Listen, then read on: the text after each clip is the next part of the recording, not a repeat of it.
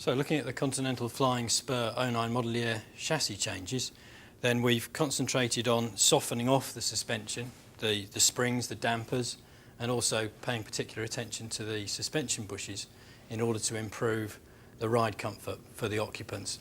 And that's particularly true for the rear seat occupants. So to complement those chassis changes, we developed a new tyre for this model. This is the new 19-inch tyre. And what we've done is to take the learning from the GT Speed 20-inch tyre, and what we've done is to adopt the same construction here.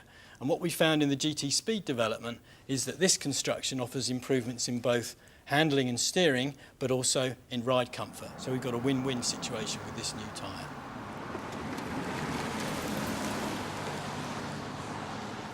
With all the work that's gone on, it sort of gives a more refined, relaxed atmosphere for both me in the front and I assume for the passenger in the rear. I'll find out when I do ultimately get in the back seat. But the feeling that I've got is from the driving aspect, because that's what I'm doing, and it's just this effortless form of driving, which the car absorbs the bumps, it goes around the corner very smoothly, it does everything effortlessly, and I think that is probably what I'm trying to say. The actual feedback through the steering, it's a very positive feedback, which this car's always had, tremendous feedback, but it's lost a lot of the sort of the impact that came back through the steering. It's now a very much finer, more delicate feedback that I'm getting through the car, yet really, really very positive. So when I actually go to do something, it's there. I mean, immediately it's there, and it's just there. And that's what you need. It's no good having a car that has all these attributes, and then when you actually go to drive it, it doesn't respond. This car has all these beautiful attributes, and then when I go to make a sudden move to avoid, a rock in the road, the car just moves and it does it. So let's go and have a look at the Continental Flying Spur Speed. For this car, we've introduced a number of changes to improve the dynamic performance of the vehicle. We've solid mounted the front subframe. That gives an excellent steering feel and a linear response to the chassis. We've changed the bushes on the rear axle for the same reason.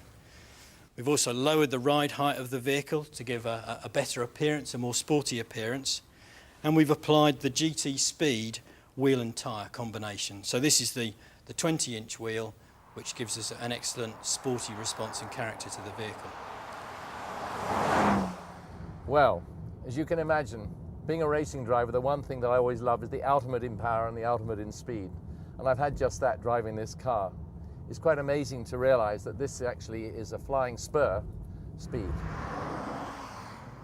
The handling of the car really is superb, and I've really enjoyed driving it today.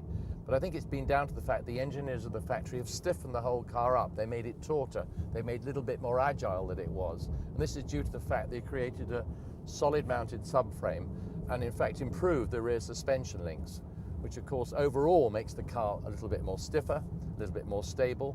They've created stiffer springs all around, slightly heavier damping. And this has made the car the most superb car to drive. You better get out there and have a go. I've enjoyed it very much.